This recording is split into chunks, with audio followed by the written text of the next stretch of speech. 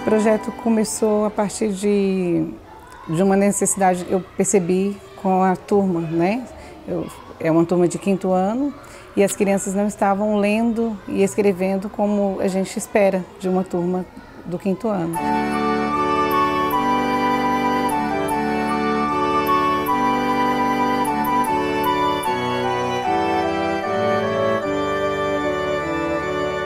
Então eu achei que eu tinha que fazer alguma coisa, né? As crianças não estavam usando a leitura como alguma coisa, fazia parte do processo. Então a leitura deles estava fragmentada, eles não estavam dando significado à leitura e a escrita, consequentemente, também estava em defasagem, né? Então eles estavam trocando letras, não estavam fazendo a segmentação. E isso fiquei preocupada com isso, né? Além disso, a minha turma também é reduzida porque nós temos 3 crianças deficientes visuais dentro da sala. São 2 crianças cegas e uma baixa visão. Então, como agregar tudo isso, todas as necessidades das crianças, elas também estavam precisando também na área da leitura. Então, eu pensei em que estilo literário poderia fazer com que a gente conseguisse vencer essa dificuldade, né? E, ao mesmo tempo, fazer a inclusão dentro de sala. E aí eu pensei num estilo conhecido pelas crianças, o conto de fadas. O conto de fadas seria um estilo literário, eles já conheciam a característica do conto e que não traria surpresa quanto às características e a gente poderia aproveitar daqueles textos. E aí foi assim que nós iniciamos o projeto. Eu levei os contos para a sala. Algumas crianças ficaram curiosas sobre como seriam os contos em outros países. Isso para mim foi muito bacana. E aí eu me coloquei à disposição de estudar, procurar fazer a pesquisa. E quando eu estava fazendo a pesquisa, eu deparei com o livro Volta ao Mundo, em 52 histórias, né? São 33 países que são contemplados aqui e as histórias são fantásticas, né? E com isso as crianças se envolveram com as histórias. Eu tinha muitos dragões, fadas, princesas e elas se envolveram com as histórias e assim elas começaram esse processo da leitura. Encontraram estratégias para ler, porque elas não estavam lendo, né? A criança que mais sabia ler no grupo lia as histórias. Elas também levaram para casa o livro e com isso tinham mais tempo de ler, mesmo as dificuldades dela. E quando traziam, queriam que eu lesse as histórias que elas acharam mais bacanas. O livro fez com que as crianças se envolvessem com as histórias. Todas as histórias foram lidas por eles também. E aí com isso eu pude trabalhar essa questão da leitura e consequentemente da escrita.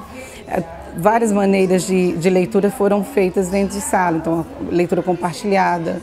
Às vezes, o final do nosso projeto é um audiolivro, então a gente precisou começar a dar vida aos personagens, então eles estavam lendo em voz alta, compartilhando, dando entonação. Então, para as crianças que não estavam lendo, isso para mim foi um crescimento e foi o envolvimento delas, elas cresceram muito com isso. E com isso, a escrita veio junto. Porque aí eles queriam reescrever os melhores contos que eles gostaram, os contos que eles mais gostaram. Então a escrita veio junto também, então várias maneiras de escrever. Escrevemos sozinhos, um corrigindo o texto do outro. Em outros momentos eu fui uma professora escriba, eu escrevendo no quadro para eles. Então isso foi desenvolvendo as 2 dificuldades que eu estava encontrando na turma. E em nenhum momento as crianças com deficiência visual ficaram aquém, para trás, né?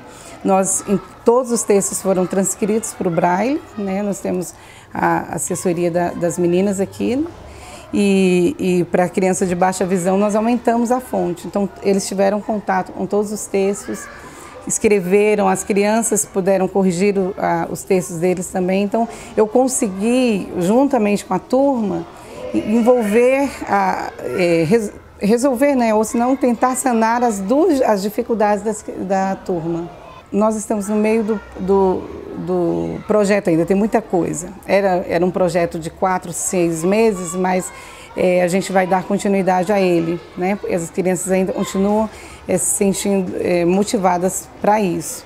Então agora nós vamos trabalhar a ortografia, não foi possível trabalhar as dificuldades todas, né? Pelo envolvimento que elas tiveram com os textos, nós gastamos mais tempo nisso e ainda tem muita coisa para ser trabalhada ainda no projeto.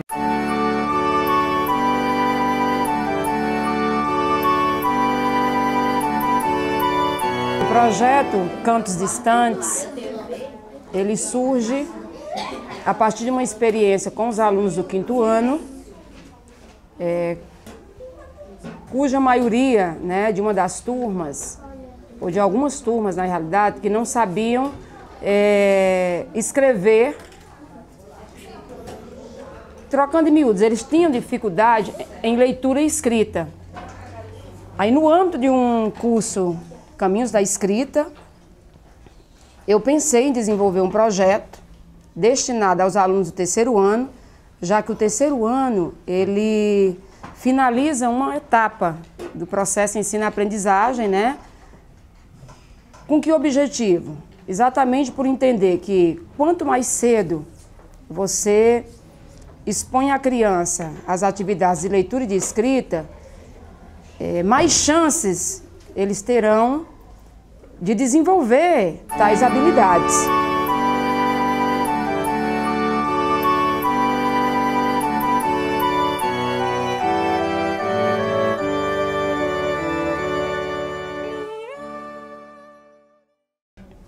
E assim, Cantos Distantes surge, é um projeto que trabalha especificamente com o gênero carta, né? O gênero carta, ele entra como gênero principal, mas acompanhado de uma rede de gêneros, né? Então, ao longo do projeto, se trabalha o relato, o cartão postal, o jornal, e é nesse sentido que se pretende empoderar as crianças nas questões relacionadas à leitura e escrita.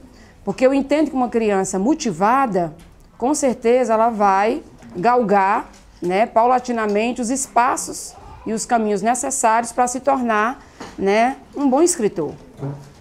Acho que o trabalho com a língua escrita nas escolas públicas brasileiras tem que ser uma preocupação, porque nós sabemos, e os resultados deixam muito claro, né, os resultados das provas em escala nacional, que está de fato havendo aí qualquer dificuldade relacionada a essa questão, leitura e escrita. E ninguém vai escrever se não for de fato estimulado e motivado a fazê-lo. O projeto, em qualquer situação, ele é importante porque deixa de ser só mais uma atividade.